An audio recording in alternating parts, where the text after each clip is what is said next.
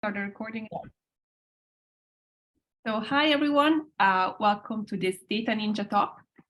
Today we will present the amazing work done by students who took part in the data journalist training program by Dataninja and by the European Data Journalist Network. So the program took place from September 2022 and then it ended in January 2023. More than 100 students signed up and over 60 participated in different learning activities from online lessons to live workshops. And today we are hosting some of the students, Cinzia, Natalia, Nicole, and Sophia. So we will hear more about the data projects that they have submitted as part of the training program and see the presentations of them. But before we get into the project presentation, I would like to welcome Andrea from datajournalist.com and as a guest speaker for this session. Andrea will tell us a little bit more about the work of her organization. So I leave the floor to you, Andrea. Thank you very much, Alice. Ciao a tutti. It's a pleasure for me to be here at datajournalism.com. We follow very closely the work you are doing at Dataninja and also the one your partners are carrying out at EDJNet. So it's a fantastic chance for us to see what all these fantastic cohort of students have to say. And for me personally, it's also a great opportunity because I'm the community coordinator of datajournalism.com, a project run by the European Journalism Center. And one of my main tasks is to make sure I'm aware and I satisfy the needs of journalists all over the globe, on those focusing on data journalism. For those of you who don't know what data journalism is, let me briefly introduce you to the work we do. We are an educational platform. We provide free resources to journalists. We try to support you in everything you might need in terms of how to follow all the steps that are needed in data, from gathering data, how to analyze it, and then how to present it to your audience. We do so with a number of resources. We have several handbooks, the Data Journalism Handbook 1 and 2, which I think are essential reads for anyone who wants to take part in this field. So please go and take a look. You have them available in multiple languages as well, and they are provided for free as everything we do. So please come and take a look. We also run a podcast called Conversations with Data and a newsletter with the same name, where we interview experts in the field and we try to see what is going on all over regarding data journalism. We also publish long reads and in-depth articles on the field, and we are always looking for authors and new inspiration. So if you have any ideas on how to participate on the platform, or if you are interested in writing for us, please contact me or follow us on social media as well. And perhaps we can see potential forms of collaboration. You can follow us on Twitter, on Discord, and in any possible social media. So I'm looking forward to be in touch with you all and see what you have to present today. I'm sure it will be very valuable for the community. Thank you. Thank you very much, Andrea. And I'm also going to give the word to Ornaldo from the European Data Journalist Network before we talk about the data pitches, just for a very brief contextualization of what the network is and what it does.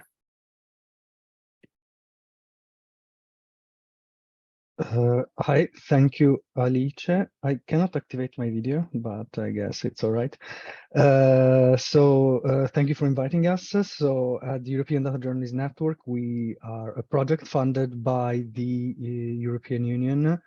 And we basically try to cover European affairs using data and promoting data journalism across European Union. We are a network of 31 partners across 19 different European Union member states, and we, let's say, had a force part in these let's say, this training, which has been very interesting so far. I already saw the data pitches as a preview, which are really good. And yeah, I don't want to steal too much time actually to the presentation, so I'm just going to leave it at that and listen to the students. Thank you very much, Ornaldo. So I'm going to just go in alphabetical order and give the floor to Cinzia as the first student presenting the project. So Cinzia, go ahead.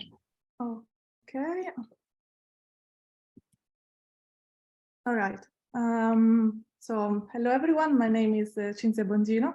I am a graphic information web designer from Turin, and I am specialized in UX UI design and data visualization. So the reason why I actually entered in these classes because I do quite a few personal research or more artistic projects throughout the year. And I just wanted to check if my methodology was actually similar to the one of a data journalist, and if I could share or use some tools or techniques that more professional people use in this field. For this course, my data pitch title is The Names on the Moon. And I guess I define it more like a stroll on the surface of the Earth's satellite, because while I was researching for a topic for this class, I stumbled upon an image of the moon that was labeled with names and certain areas. And then I was immediately curious to know more about, because maybe the one feature that we know more about the moon is actually the Sea of Tranquility, which was the landing site for the Apollo 11 mission. But then we always have this image, which is spherical, it's gray, and it's completely neutral somehow. I mean, it's fascinating for people interested in astronomy, or just to like discover more how our space is composed. But me personally, I have never took the chance to look closer to how the moon is labeled, is mapped, and is categorized. So I kind of had this little investigation about the nomenclature of the moon, and obviously I had in reference the work done by the EDJNet work about mapping diversity, but I tried to give another approach and not focusing only on gender diversity. And the interesting thing that I found out is actually that the process about labeling features on the moon is actually more structured and kind of more inclusive rather than more historical and layered process as happened, for example, in naming our cities' streets. And there is actually a specific organization with the Working Group for Planetary System Nomenclature that is in charge to name, to label, and to establish how surface features of the moon are labeled. So there is a data set available on their website, and there is also a lot of information scattered across the website about how the process is implemented and in use. So right here, I kind of grouped together how surface features of the moon are labeled. Like the larger part are related to satellite features, which are features that shares the name of a larger area, like craters or mareas. A smaller percentage is actually related to features that are more prominent in terms of size and location, and a few that are actually unique.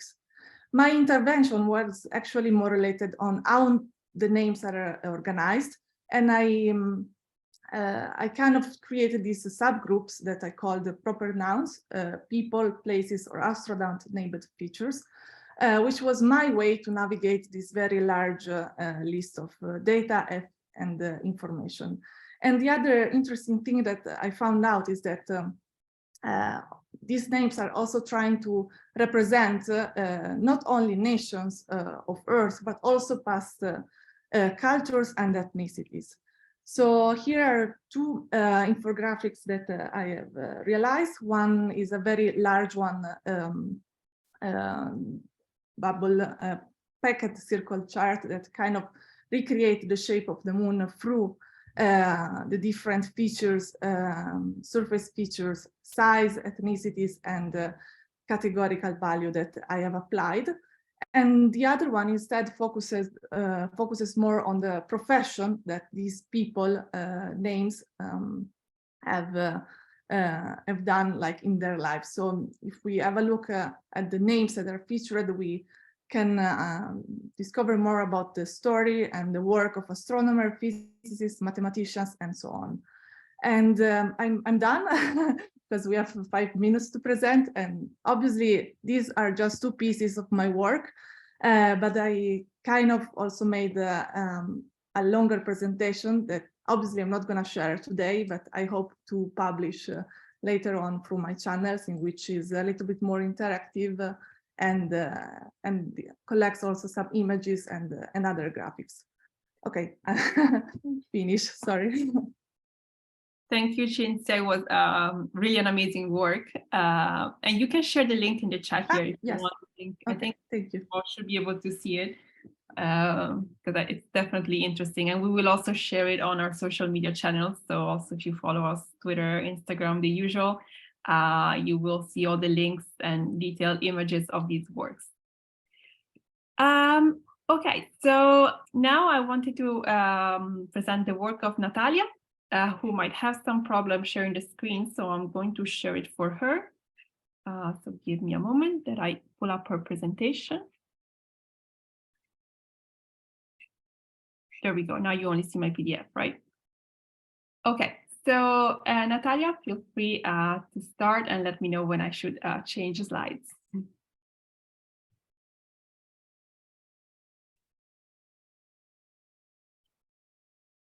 I think you're on mute in case you're talking.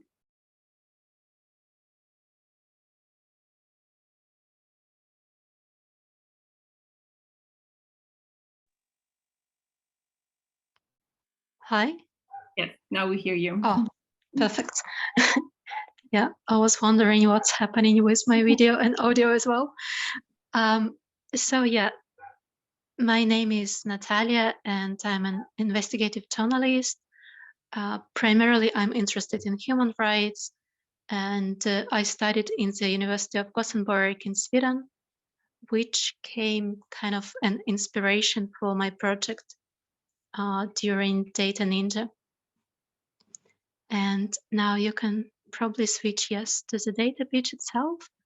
I decided to concentrate on comparing gender gaps,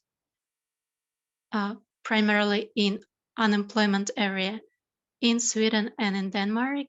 So I was looking at Scandinavia because that was the region that I'm interested in. And what I discovered was unusual for me, so I'm happy to share my findings. So the data itself was coming, thank you, from the International Labour Organization via the World Bank, and that was data on male, female, and total unemployment as well for all of the countries that were available. But as I've mentioned, I primarily concentrated on Sweden and Denmark. And there were some pitfalls with data, like not for all of the countries it was complete. And sometimes some data was available for 2021, but other criteria or dimensions of the data were not available. For example, the AGI group was only available for 2019. However, still I was able to do some conclusions, and maybe it's worth to go to the first graph, and I can, yes, there is a link to the full version of the graph here. So the conclusions were such that neither Sweden nor Denmark were able to eliminate gender inequality gap in the labor market till now. However, Denmark is pretty close to a 0-point difference between male and female unemployment. And currently the gap is only 0.2%. And in Sweden, that is more also. And yeah, also I can add that the numbers itself are way higher in Sweden than in Denmark. So the unemployment rates in Sweden are 8.8 or almost 8.9% for females in Sweden, while in Denmark it's 4.9. So it's almost 2 times difference, slightly less than 2 times, which is worrisome, of course.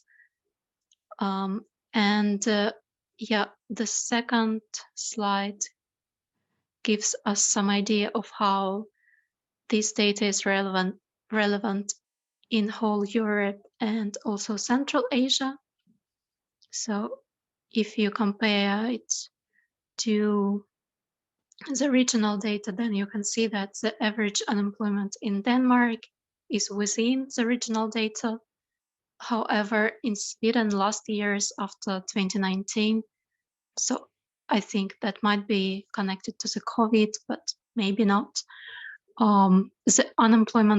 The average unemployment rate in Sweden is higher than in the whole region.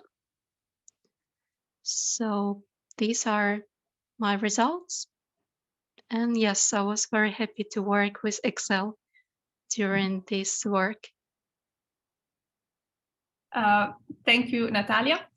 I found it very interesting when I was looking at your work, the fact that, contrary to maybe the stereotype of Scandinavia just being heaven for employment and everything, at least from the Italian perspective, seeing that Sweden was actually above the European average and Central Asia and Asia was really an insight that I was not expecting to see.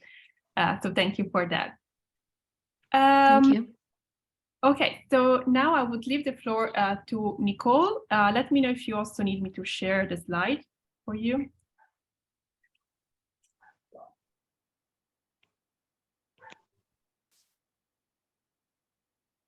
And yeah, you're still muted.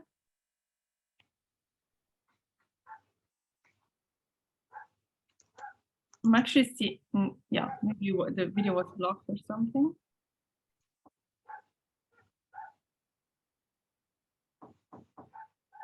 Nicole, can you hear me? Yeah, I'm back again. Sorry, I was just kicked out from Zoom. I hope you can hear me. Yes. Do you want me to share the slides for you? Or... Yes, thank you. Thank you. Okay. Then give me a second. I will pull them up. Here they are. Okay, let's go to the first slide. I'm just sorry for the noise you might hear, but somehow on vacation and I'm in Bologna now, so I found a beautiful place, but it's kind of noisy.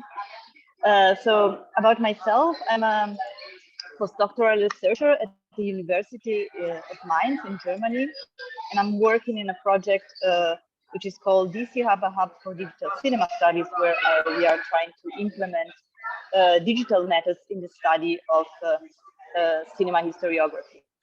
I'm also a lecturer at the Università di Udine in Italy, where I'm also teaching an undergraduate course on data visualization for film studies. And my education is, so in the humanities, I did my PhD in media dramaturgy in Germany, and I did an international master in film and media studies in 3 different countries. And I also have a bachelor in archaeology, I'm not using, but yeah, so I kind of changed way of, just changed what to do in my life in the course of my life. So let's go to the next slide, please.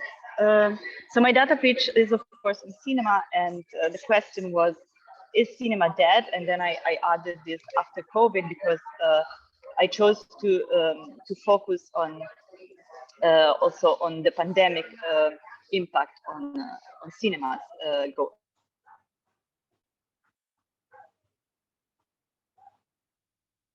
theorized many times in the history of cinema, because at every change of technology,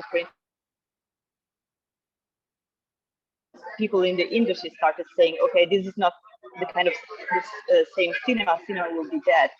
But it's not really like that. Only, I mean, the consequences of the global pandemic were not something that people would expect. And that's what happened actually in Italy, but across the world in 2020.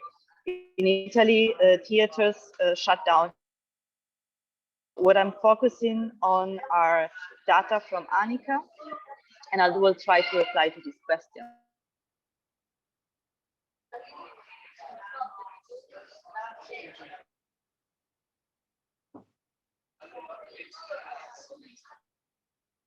Me?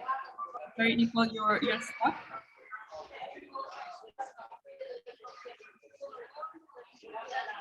Yeah, you're really Hello? and we cannot hear you anymore.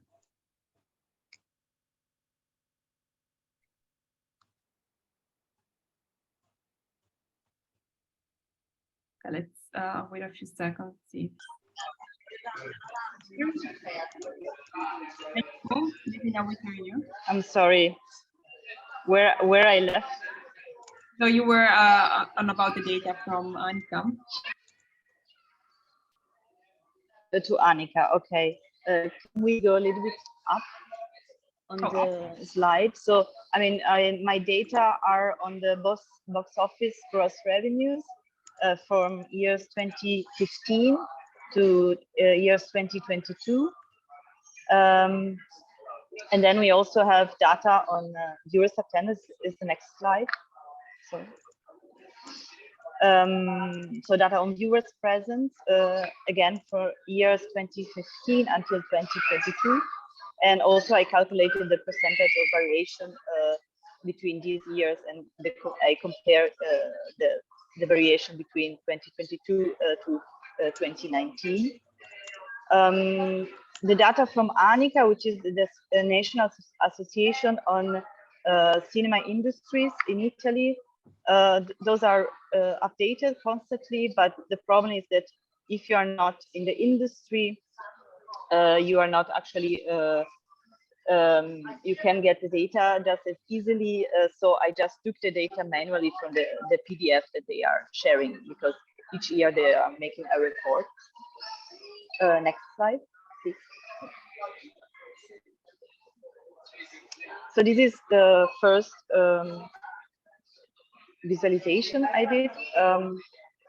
As you may see, there is a line chart showing the drop in 2020 after the when theaters had closed, and the impact of COVID-19 in millions of revenues for theaters. So these variations then shows that in 2021 also there was a slight under variation, so a drop again. And when in 2022 cinema kind of recovered, box office growth went up again, but compared to the figures of 2019, what was before, there was actually a drop of 51.78% less revenue. And the next visualization, again, it's quite similar. As you see, I just changed the colors, but the question is the same. And here we are seeing the drop in viewers attendance. Of course, these two graphics look the same because these two data are related. Viewers attendance, of course, has an impact on gross revenues. But here we may see that the difference between 2022 in viewers is even higher. That what has been the gross revenue comparison to 2019, and there is a drop still. I mean, cinema and viewers attendance have not recovered yet, because in 2022 they only registered 54% less if compared to the figures of before the pandemic. And the next slide, just kind of summarizing what happened. So cinema revenues and cinema goers have dropped dramatically in 2020, as we saw. And what was the drop in that time was actually about 70% if compared to the year before.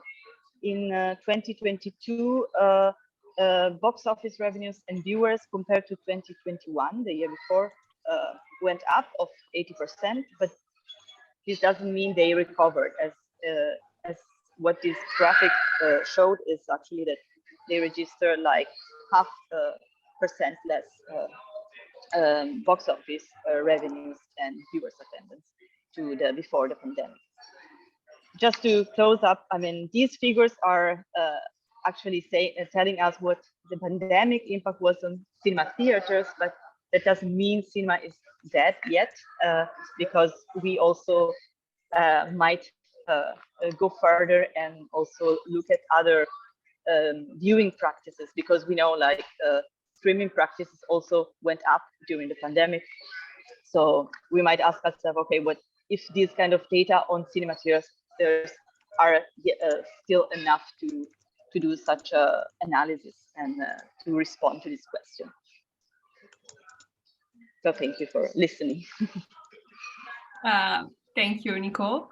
Yeah, it would be nice to see these numbers also in comparison, as you mentioned at the end, to like the streaming services, you know, the rise of Netflix or whatever during the pandemic. But it was surely interesting for me to see like a number placed on, you know, the common perception of the fact that, you know, cinema closed down to the pandemic. I was never able to really see how much the impact was until I saw your presentation. So yeah, the thing is, I mean, Netflix does not yeah, of course. give their data just for free. That's the point. Yeah, absolutely. But yeah, mentally, it would be interesting to really see how the dynamics go hand in hand. Okay, so we have our last student, Sophia. I will leave the floor to you to present your project. Okay, do you see it? Yes. Oh, sorry. We see it small though, not full screen. I don't know if... Now you see it's full screen? Oh, no, sorry. Not yet. Just a moment. Yes, now it works. Okay. So yeah, hi, hello everyone. I'm Sofia. I'm a multimedia and investigative journalist. I'm Italian originally, but currently I'm based in Istanbul, Turkey. I focus mostly on long-term project, long-form narrative and on-the-ground reporting, and I love reportage. And yeah, I collaborated with, my work has been published in several international and national news outlets, and I'm currently in Turkey working on some long-term project. And I really hope that actually this project on femicide in Turkey is the first step to work on another long-term project here. So as I was saying, my project focuses on femicide in Turkey, which is a big issue, as you may know, in many countries, and it shares the same problems that many other countries have, which is that it's underreported. But specifically in Turkey, we have a problem related to the lack of official statistics and reliable statistics from officials. So there are attempts from human rights defenders, from activists to extrapolate data, but they are very not organized, and each one of them use different type of methods to gather the data. So it's very difficult to get a comprehensive sense of the problem. Nonetheless, I think it's very important to understand a little bit for what we have the phenomenon, and this is what I tried to do. The data that I found I was quite lucky because I found this very good clean data set that was used by this researcher, Karim Can Kavakli. He worked on femicides, and it's a victim level data on women's murder from male violence, meaning that it includes not only women killed by husbands or close relatives, but also from general like random attackers. And this is very important, and we will see it in the next slides and visualization. An important point that I would like to make before going ahead is that, again, it's not gonna be able, this visualization is not gonna be able to give a comprehensive sense of the phenomenon. It's very limited in terms of timing and in terms of the fact that officials, we are not really sure in the local official places if they are actually collecting data in the right way. So that's the biggest limitation of this data set. The top data insight, we will see it in the data visualization that I will show you, but mostly it's interesting if we look at how many women have been killed by their husband versus a random attackers. We will see how it will change depending on the age, because it does change depending on the age. And we will also see like the territorial, the territorial dimension of the phenomenon in Turkey. Okay, this is the first data visualization that I prepared. And as you can see, I did like an analysis of the women and girls that have been murdered by male perpetrators based on the age.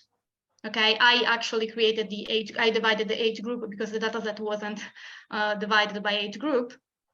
And as you can see, that I actually find very interesting is that the younger, of course, the victim is the more like, they have more probability to be killed by their father, whereas the older they get, it's their husband. And actually the husband has the highest share. And on the other hand, I think it's very interesting that the attacker actually doesn't change based on the age. So that's, I think, a very relevant point to study the phenomenon. The second visualization is actually, again, about the territorial dimension of the phenomenon. And at the first time that I did this visualization, I did a mistake because I just did it like showing how many cases were being reported in each city. And of course, the biggest cities like Istanbul and Ankara were reporting much higher rates of femicides, which of course was incorrect. So I normalized the, thanks to, of course, the suggestion of Alice and Benedetta, I normalized this number based on the per capita analysis of the female population by province. And I think this gives a much more accurate picture of the risk of femicides in different provinces. And it actually shows that Istanbul, which was beforehand like showing like 14% of reported cases, actually, if you normalized, if you're a woman, probably the risk of being killed by a male perpetrator is way lower than in other regions. And I think this slide is actually interesting to start and develop. Like it's very good to pose some other questions. It's very important because it makes me think like, okay, what is happening here in Eastern, in this region where the rate is very high? What is happening here? I should go there and try to talk with local people and try to understand what is happening compared to other regions. So I think this is a very interesting starting point.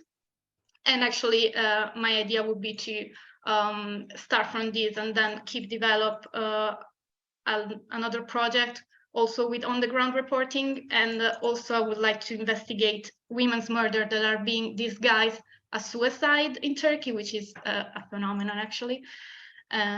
So that's it. Thank you so much, and just reach out if you need anything. Thank you, Sophia. It was a very interesting project, and also to see the dynamic of the shift between the father and the husband. Like it was really clear from the data and the visualization you show, and it was really something to reflect upon on this factor. So thank you for looking at the data to bring it up, actually. Okay, so these were the first project presentations we wanted to share with you. We hope you enjoyed them. We will provide more details on them through our social media channels, and also we will also showcase more projects which didn't get featured here, but that other students have created on our channel. So stay tuned. And thank you to all the students and also to the speakers. But now I will leave the floor to Francesca for a final message. Sorry, I'm still.